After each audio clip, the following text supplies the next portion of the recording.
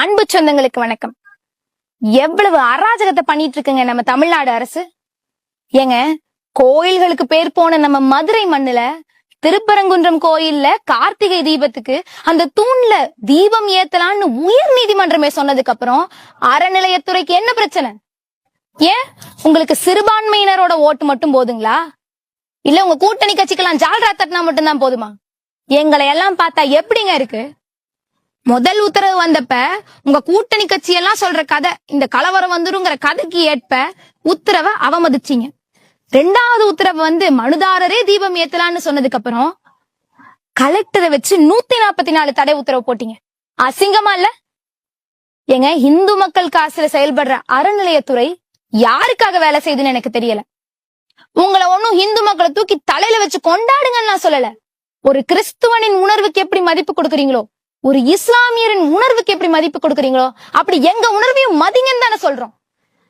சகோதர சகோதரிகளே, தயவு செஞ்சு விழிச்சுக்கோங்க. இன்னைக்கு நம்ம கோயில்கள்ல விளக்கேத்த கூடாது, தீபம் ஏத்தக்கூடாதுன்னு சொல்றவங்க நாளைக்கு நம்ம வீட்டுக்குள்ள வந்து விளக்கேத்தாதுன்னு சொல்லுவாங்க. தயவு செஞ்சு வர்ற 2026 தேர்தலையாச்சு நம்ம உணர்வுகளை மதிக்கக்கூடிய ஒரு அரசாட்சியை தேர்ந்தெடுங்க. நன்றி. அனைத்து சகோதர சகோதரிகளுக்கும் என்னுடைய அன்பார்ந்த வணக்கம். என்ன திருமாவளவன் அண்ணன் ஏதோ கலவரத்தை தடுக்கிறதுக்காகவும் கலவரம் இல்லாத ஒரு மத நல்லிணக்கத்தை உருவாக்குறதுக்காகவும் போராடின தமிழக அரசுக்கும் பொதுமக்களுக்கும் பாராட்டுக்கள்லாம் போட்டு பயங்கரமா கருத்துக்கள்லாம் வெளியிட்டிருந்தீங்க. ஆனா செருப்புல சாணியை முக்கி அடிக்கிற மாதிரி நீதிமன்றம் உங்க மூஞ்சி மேலேயே அடிச்சுட்டாங்களாமே, உண்மையாவா? ரொம்ப வருத்தமா இருக்குதுங்கண்ணா. அதாவது கலவரத்தை பத்தி எல்லாம் வந்து சிறுத்தை குட்டிங்கெல்லாம் பேசுறீங்கன்றத பார்க்கும்போது ரொம்ப வேடிக்கையா இருக்குது. ஏன்னா கலவரத்துக்கு இன்னொரு பேரே விசிகாக்கு இன்னொரு பேரே கலவரம். அந்த மாதிரிதான் உங்களுடைய அரசியல் நடப்பு இருக்குது. அதை வச்சுட்டு நீங்க வந்து கலவரம்னு சொல்லிட்டு பிஜேபியையும் இந்து முன்னணியும் பார்த்து நீங்க திரும்புறது வந்து கொஞ்சம் வேடிக்கையான விஷயமா தான் இருக்குது. அதுலயும் முக்கியமா மத நல்லிணக்கத்தை பத்தி திமுக கூட்டணியில் இருக்கக்கூடிய நீங்க வாயே திறக்க கூடாது. ஏன்னா ஒரு மதத்தை தாழ்த்தி பிற மதத்தை உயர்த்தி பேசக்கூடிய ஒரு கட்சியை வந்து கூட்டணியில வச்சுக்கிட்டு, அதாவது மத சார்பின்மைங்கிற பெயர்ல ஹிந்து மதத்தை மட்டுமே இழிவுபடுத்தி பிற மதங்களுக்கு மட்டுமே கொடி பிடிக்கணும்னு நினைக்கக்கூடிய திமுக அப்படிங்கிற அந்த தீய மூக கிட்ட கூட்டணி வச்சுக்கிட்டு நீங்கெல்லாம் மத நல்லிணக்கத்தை பத்தி எல்லாம் பேசாதீங்க. அதுக்கு உங்களுக்கு தகுதியே கிடையாது.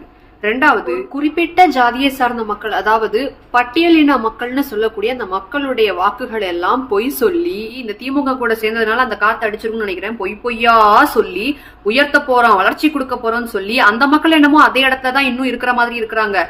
ஆனா அவங்கள வச்சு நீங்க நல்லா சம்பாதிச்சு நல்ல வாழ்க்கையை வாழ்ந்துட்டு இருக்கக்கூடிய திருமாவளவன் அவர்கள்லாம் பாரதிய ஜனதா கட்சியை பார்த்து கலவரம் கிளவரம்லாம் பேசுறதுக்கு இம்மஞ்சல்லிக்கு உங்களுக்கு தகுதி கிடையாது. உங்களை மாதிரி வெளிப்படையான ஜாதி சார்ந்த மத சார்ந்த அரசியலை வந்து பாரதிய ஜனதா கட்சி என்னைக்குமே கையில் எடுத்தது கிடையாது.